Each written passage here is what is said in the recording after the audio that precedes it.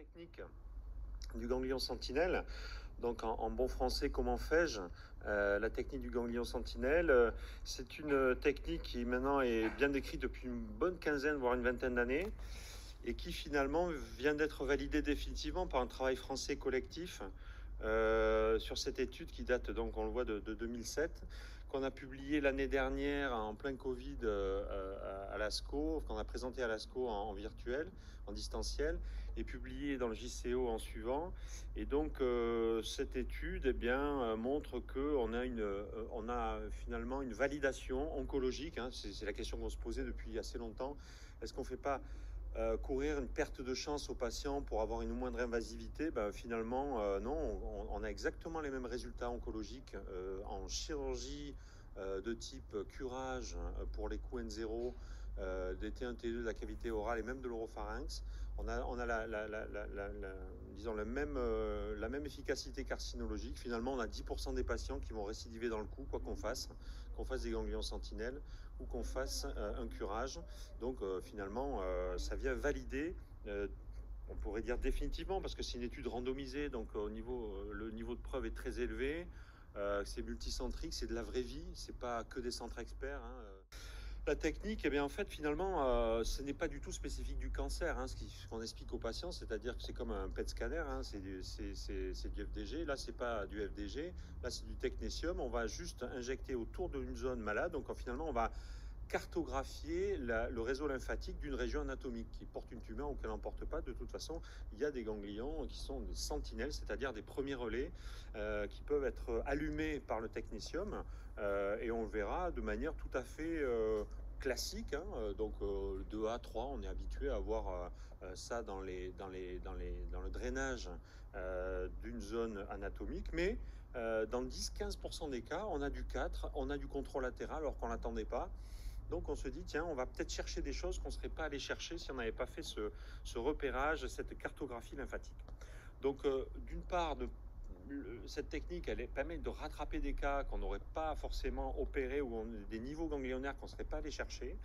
Et puis l'autre chose, c'est que quand vous donnez à votre pathologiste 2 ganglions versus 40, il y a certains qui vous disent merci quand même, parce que c'est sûr qu'ils vont faire une analyse beaucoup plus poussée sur 1 ou 2 ganglions ou 3, mais ils ont l'impression de faire un meilleur boulot que de faire une coupe, voire 2 coupes par ganglion quand on envoie des pièces de curage. Puis il faut les trier, les ganglions, sur les pièces de curage, etc. Sur du coup pathologique, ça ne se pose pas la question. Il faut faire des curages thérapeutiques, bien sûr, il y a des métastases. Mais quand on n'a pas de preuve qu'on est sur un coup N0 et qu'il y a effectivement un scanner ou une échographie qui a montré qu'il n'y avait pas d'image ganglionnaire, finalement, même l'anatomopathologiste est assez content qu'on lui adresse que 2 ou 3 ganglions à analyser. Alors c'est une triple technique, hein, avec effectivement, donc il y a 3 maillons qui doivent être très forts, hein, il ne faut pas qu'il y ait de maillons faibles dans la chaîne. C'est la cartographie lymphatique, donc l'infoscintigraphie, hein, c'est-à-dire ce repérage qu'on va voir. Il y a l'adénectomie, donc ça on va discuter un petit peu, est-ce qu'on enlève qu'un ganglion, est-ce qu'on fait un mini curage du compartiment visé, pourquoi pas, est-ce qu'il faut enlever la sous-maxillaire en même temps, parce que si on résèque une tumeur du plancher qui prend les caroncules, de toute façon il n'y aura plus de drainage de la glande, donc peut-être il faut aussi associer à la l'adénectomie des gestes un petit peu complémentaires. Et puis l'analyse ganglionnaire, on ira quelques mots, je ne suis pas napathe, mais enfin on a beaucoup travaillé ensemble et il y a quelques notions qui sont importantes. Alors les injections, tout ça c'est la technique, hein, à la fois l'injection, quel type de traceur on utilise, quelle dose en fonction disons du programme. Est-ce que le patient est opéré en première position? Est-ce qu'il est opéré plutôt parce que le technétium, on le verra, a une durée de vie avec une demi-vie de près de 6 heures. Donc il faut quand même aller assez vite pour prendre les malades au bloc. Mais enfin, en tout cas, ça laisse un petit peu de temps. Pourquoi on n'utilise que du technétium? Il y a aussi d'autres marqueurs, hein, qui arrivent, soit des choses très ferromagnétiques qui permettent d'être repérés à l'IRM. Ça peut être intéressant. Ça s'affranchit de la radioactivité. Soit il y a d'autres marqueurs que le technétium. Il y a le tilmanocept qui est On avait bossé là, il y a 2-3 ans là-dessus avec le labo qui voulait le commercialiser en France. Finalement, ils sont désengagés au dernier moment. Et Tilmanocept, c'est finalement un équivalent, mais qui va avoir plutôt, c'est un produit, une nanoparticule qui est captée par les macrophages et qui donc va avoir à la fois une spécificité du système lymphatique et en plus une espèce de rémanence plus importante dans le premier ganglion, c'est-à-dire qu'il n'y aura pas d'effet de lavage, il n'y aura pas d'effet le fait d'allumer des réseaux secondaires ou tertiaires plus on laisse passer le temps. Donc une rémanence importante et finalement un rapport signal sur bruit plus intéressant, c'est-à-dire que par rapport à la zone injectée qui souvent fait ce qu'on appelle un effet phare, c'est-à-dire c'est ce que j'ai là ce matin en vous regardant, c'est-à-dire que j'ai les phares là et donc je vous vois très mal, et bien là c'est un peu, si j'étais sur la tumeur, ça serait un peu la même chose, j'arriverais pas à trop avoir les ganglions sentinelles qui sont dans la salle, et en fait le Tilmanocept permet de réduire ce rapport signal sur bruit, en tout cas cet effet phare. Ça peut être des voies de recherche, mais là, on est dépendant des autorisations. Et alors en France, apparemment, enfin, on l'a vu avec le Covid, mais quand on veut inscrire un nouveau médicament au remboursement, c'est la croix et la bannière entre les normes européennes et les normes françaises. Donc le labo, finalement, a décidé de se désengager, alors qu'en Espagne, en Allemagne, c'est parti, ils l'utilisent. Nous, on va rester sur du technétium, hein, Nano 6, Nanocol. Il y a deux grandes marques. Hein. Là, c'est mon interne, vous voyez, qui fait l'injection. Donc, on les a formés. Ils ont fait un petit tuto pour eux. Donc, ils ont tous les trucs. Là, c'est une injection dans un pilier antérieur d'amygdale, donc plutôt pharyngé. Nous, dès que c'est injectable sous anesthésie locale, que ce soit la cavité orale ou l'oropharynx, on le fait. Il n'y a pas la même problématique dans la cavité orale et l'oropharynx, mais on a vu que, et d'ailleurs dans l'étude c'était le cas, il y avait quand même 20 ou 15 à 20% des patients qui étaient de l'oropharynx, et ça marche très très bien aussi. On a pas eu plus de récidives chez ces patients. Donc soit on fait une anesthésie locale en pulvérisation. Moi j'aime bien faire une anesthésie locale directe en faisant une infiltration, parce que au moment de l'injection, j'ai pas envie que le patient bouge, qu'il déglutisse, ça va un petit peu perturber les images, donc voilà. Donc ça c'est l'injection. Ici on le voit zoomer. C'est un bord droit de langue sur la face ventrale de la langue. Hein, le bord libre de la langue est ici. Et donc là, par rapport à la zone tumorale vraiment qui est délimitée par le feutre, on se met en périphérie, en muqueuse apparemment saine. Et vous voyez, on a cette espèce de blanchiment de la sous-muqueuse. Hein. C'est là où il y a le plus de lymphatique. Si on va trop loin dans les muscles, ben, finalement, on aura un allumage qui va être plus tardif. Donc on fait les 4 points cardinaux, pourquoi pas, si c'est accessible. Si c'est pas accessible, on fait l'injection qui est possible. Hein. Moi, ça m'est arrivé de faire une seule injection sur un pharynx, c'était difficile à injecter. Ça marche de toute façon, mais là ça permet d'avoir un petit peu le haut, le bas, l'avant, l'arrière. Donc voilà. Donc ça c'est pour l'injection. Là c'est un autre patient. J'avais filmé pour montrer qu'effectivement, moi j'aimais bien faire une petite anesthésie locale. Là, c'était d'abord l'anesthésie, puis ensuite on laisse le patient se reposer. C'est quand même pas agréable d'avoir une injection dans la langue ou dans le plancher de bouche, hein, c'est clair. Donc, il faut y aller doucement. Et on fait rincer la bouche avec de l'eau, hein, et cracher le patient pour avoir une évacuation du produit qui serait répandu dans la cavité buccale ou dans l'oropharynx. Voilà, donc je vais me mettre au plus près, ne vous inquiétez pas. Donc on explique aux patients comment ça se passe. Hein. Une fois qu'on a fait ça à l'injection, on le met sur une table une gamma caméra. Donc maintenant, elles sont toutes équipées de scanners. Hein. En général, elles sont remplacées au fur et à mesure dans les établissements. Donc c'est à la fois une image planaire, classique, ancienne, où il faut avoir la flèche du médecin nucléaire pour savoir ce qu'il faut voir. Et maintenant, plutôt sur des coupes scanners fusionnés qui permettent d'avoir... le patient est mis... moi j'aime bien les mettre en position opératoire, un petit bio sous les épaules, et sous ce repérage, donc on va voir la séquence, mais on va venir marquer sur la peau avec un crayon au cobalt qui va superposer sa radioactivité propre à la radioactivité qui est captée par la gamma caméra. On va venir marquer d'une croix ou de 2 croix les niveaux ganglionnaires qui sont repérés. Une image toutes les 20 secondes. D'accord. Une image toutes les 20 secondes. Voilà, 60 images de 20 secondes. D'accord. 60 images de 20 secondes. Donc une fois qu'on a fait l'injection, on attend quelques minutes et puis on met le patient sous la gamma caméra et on commence l'enregistrement. Les ganglions sentinelles, ils s'allument au bout de quelques minutes, 10-15 minutes, on a le renseignement. Et donc là, vous voyez, 0 secondes, 40 secondes, 80 secondes, etc. Et donc, on voit apparaître ici, bon, ils ont masqué sur cette image planaire le site d'injection pour laisser pas avoir cet effet phare. Et donc, on voit les ganglions qui apparaissent en dessous. Donc ça, c'est des images un petit peu classiques. Moi, quand je commençais la technique il y a une quinzaine d'années, c'est ce on avait que ça, entre guillemets. Et là, maintenant, bon, on peut faire du 3D. Vous voyez, on voit les ganglions qui bougent. On a le scanner. On voit la zone d'injection chez cette patiente. Et puis ici, les ganglions qui apparaissent à un niveau 2A et même ici, un niveau 4, vous voyez, qui apparaît. C'est un patient qu'on a opéré il y a la semaine dernière. Et donc, vous voyez le type d'image qui est assez classique maintenant, sur lequel on arrive à bien se repérer au niveau chirurgical.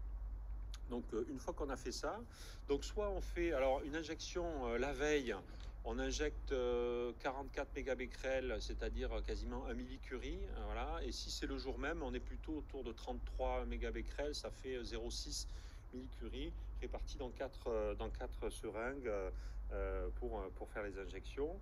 Et après, on passe le patient au bloc opératoire. Nous, en ce moment, on a mis en place un petit protocole d'étude où on le fait en ambulatoire, c'est-à-dire que le patient vient la veille pour avoir sa lymphoscintigraphie, puis il rentre chez lui et il revient le matin en première position, en ambulatoire, on lui fait la tumorectomie, le ganglion sentinelle et il s'en va à la maison. Donc là, on est dans on fait pas d'extemporané, mais on verra effectivement, c'est pas la technique qui est validée, mais on s'est dit que finalement, dans des toutes petites tumeurs, il y avait si peu d'atteinte ganglionnaire, voilà, et donc on fait une étude en ambulatoire. Donc l'avantage, c'est qu'on peut, ça c'est pour les contrôleurs de gestion de votre établissement, ils sont assez contents parce que vous savez que quand on fait un geste, par exemple un PET scanner en hospitalisation, c'est compris dans le forfait journalier, alors que là, si vous faites un acte en externe, la lymphoscintigraphie, elle est facturable à taux plein, et donc c'est pas mal.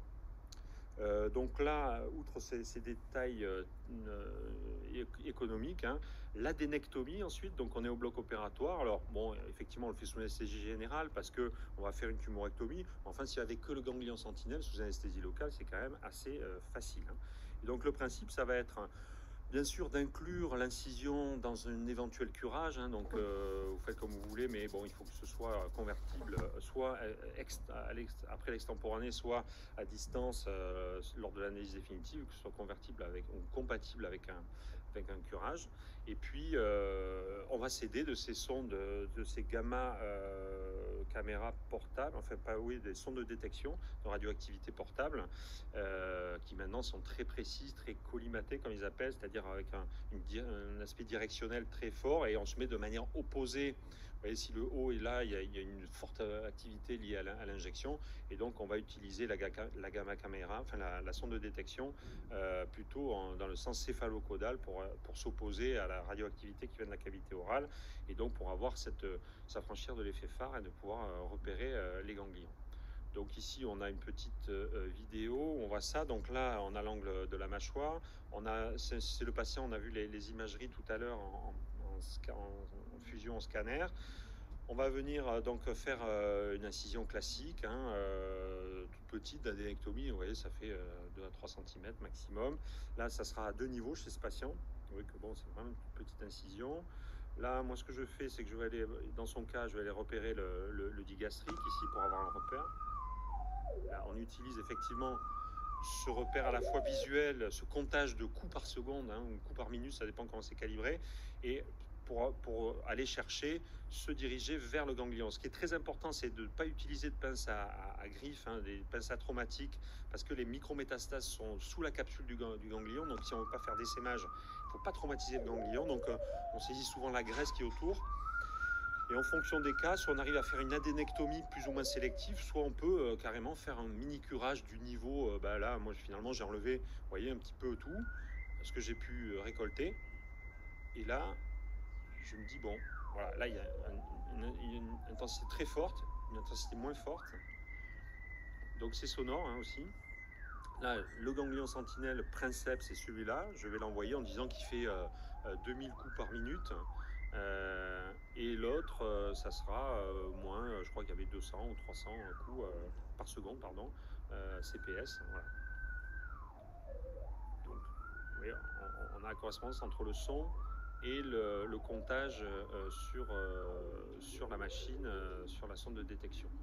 Alors c'est important parce que souvent on nous dit, oui, alors parce que parfois il y a plein de ganglions sentinelles, hein, donc ce qu'on recherche, c'est celui qui est le plus radioactif et celui qui s'est allumé en premier lors de la lymphoscintigraphie. Malgré tout, il ne faut pas se limiter à un seul ganglion, hein. On a dans toute la revue de la littérature, on s'accorde à dire que pour échantillonner un patient, le coût d'un patient, il faut entre 2 et 3 ganglions. Donc c'est bien d'avoir 2 ou 3 ganglions sentinelles par patient. Donc vous prenez les plus radioactifs et ceux qui se sont allumés en premier. Voilà. Donc c'est ça disons la stratégie. Alors, cas particulier du plancher de la bouche, alors il y a quelque chose aussi qui est très souvent recommandé dans toutes les recommandations européennes et nord-américaines, c'est celui-là. Si on fait une plancher de bouche, donc une tumeur très antérieure, le ganglion sentinelle au niveau 1B préglandulaire. Vous savez, alors j'ai pas mis, j'aurais dû le mettre, mais il y a au niveau anatomique, sous la mandibule, en arrière du au-dessus du ventre antérieur du digastrique et posé sur le mylohyoïdien. Ben, vous avez un angle là entre la mandibule et le ventre antérieur du digastrique, posé sur le mylohyoïdien. Il y a un ganglion qui est devant la glande sous-maxillaire. Et celui-là, il faut aller le chercher systématiquement, même si on ne l'a pas repéré en imagerie, même si on ne l'a pas repéré en sonde de détection, parce qu'il faut le sortir du patient, le mettre sur la table et regarder s'il n'est pas radioactif. Parce que dans un cas sur deux, il est radioactif, c'est-à-dire que c'est un authentique ganglion sentinelle. Et si on ne l'enlève pas de principe, en fait, eh ben on va enlever des ganglions qui sont secondaires ou tertiaires. Et on a pu avoir, notamment dans l'étude, quand on ne le faisait pas systématiquement, dans l'étude centimère, effectivement, il y a eu quelques cas de patients qui ont fait des poursuites évolutives sur ce ganglion-là, alors qu'ils avaient des ganglions secondaires qui étaient négatifs à l'anapathe. Donc, ce qu'on recommande, c'est pour les tumeurs du plancher de bouche, systématiquement, enlever ce ganglion 1B préglandulaire et le sortir, le mettre sur la table et regarder ex vivo s'il est sentinelle. À ce moment-là, ça permet de l'adresser en anapathe comme un ganglion sentinelle. Si on est amené durant la tumorectomie à réséquer le canal de Wharton, son abouchement au niveau de la papille, à ce moment-là, ben, effectivement, il vaut mieux enlever la sous-maxillaire au passage. Donc, ce sont des chirurgies un petit peu plus que le simple ganglion sentinelle. Au niveau analyse anatopathologique, alors je ne sais pas s'il y a des questions ou parce qu'on peut discuter de la technique, parce que c'est surtout le but de l'atelier, de voir un petit peu les aspects, comme on a discuté tout à l'heure là sur la myotomie. Oui, peut-être prenez le micro. Question sur est-ce qu'il y a un débord de l'activité lorsqu'on a un T1 très antérieur de la cavité buccale et que le ganglion sentinelle est très proche? Est-ce que voilà, il y a un overlap entre les fixations?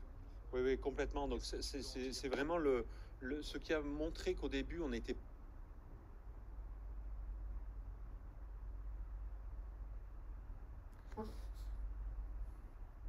pas bon sur le plancher de bouche antérieur, c'était justement on avait un échec de la technique dans 20% des cas, et il y avait des patients qui faisaient des poursuites évolutives sur des ganglions très proches. Donc effectivement, il y a un chevauchement de la radioactivité sur la zone injectée par rapport au premier ganglion sentinelle. C'est pour ça que sur les planchers de bouche, et même moi je le fais sur parfois les bords antérieurs de langue, sur la langue antérieure, il vaut mieux systématiquement aller chercher ce ganglion qui est préglandulaire. En revanche, il n'est jamais interdigastrique, il n'est jamais sous-mental. Vraiment, le ganglion sous-mental, là, qui est médian, c'est pour le drainage de la lèvre ou de la peau. Hein, et sur une cavité orale, dans l'étude, on n'a jamais mis en évidence de ganglion sous-mentaux, hein, donc interdigastrique. Mais c'est le ganglion qui est juste en arrière du ventre antérieur du digastrique. Celui-là, il faut aller le chercher systématiquement sur ces tumeurs. Tout à fait. Ouais. Bon, ma question, c'est qu'est-ce que vous faites si vous avez qu'un seul sentinelle à la lymphoscintigraphie et qui fixe? Est-ce que vous validez quand même la technique? Et l'autre question, c'est l'inverse. Si vous avez 4 sentinelles, est-ce que vous allez chercher les 4 ou est-ce que vous faites du concurrage? Voilà, c'est la vraie vie, hein. C'est-à-dire que, alors, déjà, nous, dans la technique, quand on a commencé à la mettre en place, on était autour de 10% de patients chez qui on ne trouvait aucun ganglion sentinelle. Donc, d'échec de la technique, hein. On voit finalement dans les critères de qualité, quand on a plus l'expérience, on est plutôt autour de 3%. Donc, ça devient relativement rare de ne pas avoir de ganglion sentinelle. Première question, enfin, premier point. Le deuxième point, c'est si on a un seul ganglion qui fixe, en général, le point chaud qui est repéré, comme on l'a vu là sur le cas de la petite cervicotomie, Là, il n'y avait qu'un point chaud, alors qu'il y avait déjà 2 ganglions sentinelles à ce niveau, une fois qu'on les sort. Donc en fait, très souvent, sur un seul point chaud, on arrive à trouver 2, voire 3 ganglions sentinelles qui sont... ils n'ont pas tous la même radioactivité, mais enfin, ça permet déjà d'avoir un petit peu plus de matériaux à produire à la nappate. Si on n'a vraiment qu'un seul ganglion sentinelle, c'est un petit peu problématique. Mais ça peut, de toute façon, s'il y en a qu'un, il y en a qu'un. Moi, dans mon expérience, sur un seul point chaud, en lymphoscintigraphie, on trouve souvent plusieurs ganglions sentinelles, donc on s'affranchit de ce problème de nombre trop limité de ganglions sentinelles. Et puis l'autre chose, c'est quand il y en a plein qui s'allument, parfois vous avez 4-5 ganglions sentinelles. Donc là, on prend celui qui s'est allumé, on prend les 2 ou 3 qui se sont allumés en premier à la lymphoscintigraphie et sont souvent aussi ceux qui sont le plus radioactifs, les points chauds les plus chauds finalement. Hein. Et donc là, moi je préfère. Alors, c'est pas la peine de faire un curage, hein, parce que si on fait un curage, ben, on ne fait pas les ganglions sentinelles. Donc là, pour le patient que je vous ai montré, il y avait, alors, finalement, on a trouvé 2 ganglions sentinelles au niveau 2A et un ganglion sentinelle au niveau 3, limite 4. Donc j'ai fait 2 petites cervicotomies et pour ce patient, j'ai envoyé 3 ganglions sentinelles. Et tout ce que j'ai enlevé autour du ganglion sentinelle qui n'était pas très actif d'un point de vue de la radioactivité, je l'ai envoyé à part en disant que c'était non sentinelle. Donc le patient, là, il aura un échantillonnage de ces ganglions qui est quand même assez représentatif. Voilà. Ok. Donc, ouais, Emmanuel, ouais. Merci, et puis on en profite pour te féliciter pour le papier. C'est juste une question organisationnelle. Donc, j'aime bien ta technique ambulatoire. Ça pose pas de problème parce que lorsque tu vas avoir une positivité, il va falloir que tu reprogrammes le patient. On est tous pareils. On a un emploi du temps qui est quand même très chargé. Donc, est-ce qu'au moment de l'ambulatoire, tu pré-réserves une place ou bien tu attends et ça ne te pose pas de problème de remettre le patient? Souvent, on est obligé de déprogrammer quelqu'un d'autre. Tout à fait, tout à fait. En fait, c'est exactement ce que j'ai fait. Il y a un collègue qui est à Montpellier qui a un petit T1 de l'amygdale qui est apparu sur un P16+. Donc là, je lui ai programmé effectivement le premier temps de la technique. En plus, j'ai fait l'endoscopie en même temps. Si tu veux, on peut faire à la fois, pas d'endoscopie, ganglion sentinelle, tumorectomie. Et puis après, j'ai pré-réservé 15 jours après une place au bloc pour un curage éventuellement. Donc j'ai exactement fait ce que tu as dit, c'est-à-dire... alors, le fait de découpler ça... Alors, mettons-nous d'accord, sur la technique qui est validée, on fait une extemporanée et si on a une positivité du ganglion sentinelle, on le convertit en curage. Donc c'est là où c'est finalement assez embêtant pour le bloc opératoire parce qu'on passe d'une chirurgie de 3 quarts d'heure à une chirurgie plus l'extemporanée qui prend 3 quarts d'heure. On va se mettre 2-3 heures de temps d'occupation de la salle. Mais c'est quand même la technique qu'on a validée. C'est-à-dire c'est quand même là maintenant je sors un petit peu de ce cadre-là et je fais en ambulatoire pour justement essayer d'avoir des séjours qui soient un peu plus calibrés.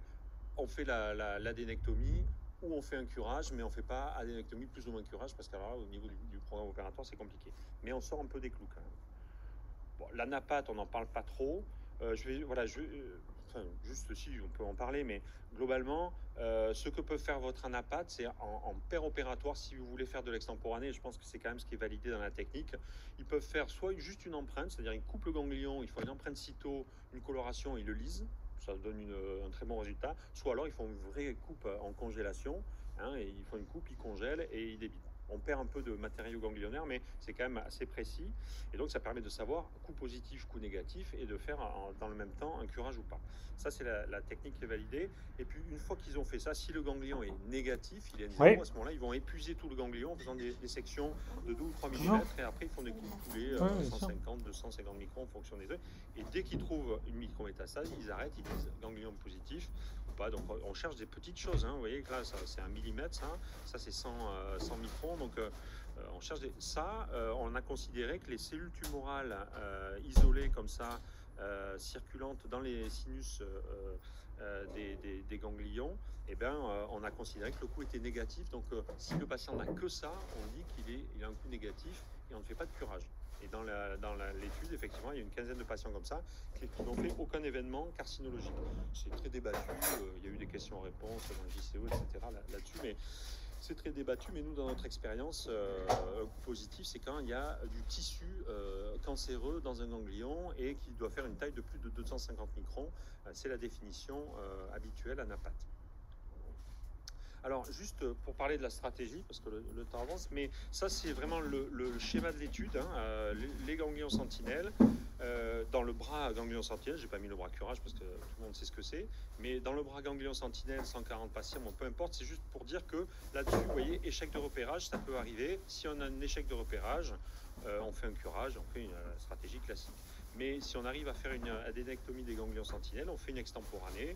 L'extemporanée va nous amener à un certain taux de positivité. Vous voyez, sur 140 patients, on a eu 21 où il y a eu des exclusions. Donc 132 adénectomies, il y a eu 21 patients qui avaient un positif à l'extemporanée, donc ils ont eu le curage dans le même temps. Donc on n'a pas fait une deuxième intervention. Et aussi, il y a eu sur 132 ganglions, enfin patients chez qui on a enlevé des ganglions, il y a eu 111 patients qui étaient négatifs à l'extemporanée. On sait que l'extemporanée a quand même une très faible valeur, une très faible sensibilité, on est autour de 50%. Donc dans un cas sur deux, on rate les micrométastases, ce qui veut dire que dans un cas sur deux, on les réussit, c'est-à-dire on les diagnostique, donc il y a une certaine, on s'en sert de filtre en quelque sorte de l'extemporanée, mais on sait que ça ne sera pas très sensible en tout cas. Et puis il faut faire une étude en immunohistochimie avec des coups serriés, et là on voit que 12 patients supplémentaires sont positifs. Donc là, dans cette étude, on avait 27% des patients qui avaient un coup positif, ce qui correspond au T1, T2 de la cavité orale et de l'oropharynx. Et donc cela, on fait une reprise et on fait finalement un curage secondaire. Voilà. Et donc là, on a un taux de récidive, hein, quand on les a suivis il y a plus de 2 ans, on les a suivis même jusqu'à 5 ou 10 ans en fonction des patients. On a un taux de rechute ganglionnaire, hein, sans rechute tumorale, qui est de 9%, et dans le bras curage, c'était à peu près pareil, quasiment 10%. Donc il n'y avait pas de différence significative entre les deux bras. Voilà, donc là on voit typiquement ce qui est recommandé dans l'étude Sentimère et dans la publication dans le JCO.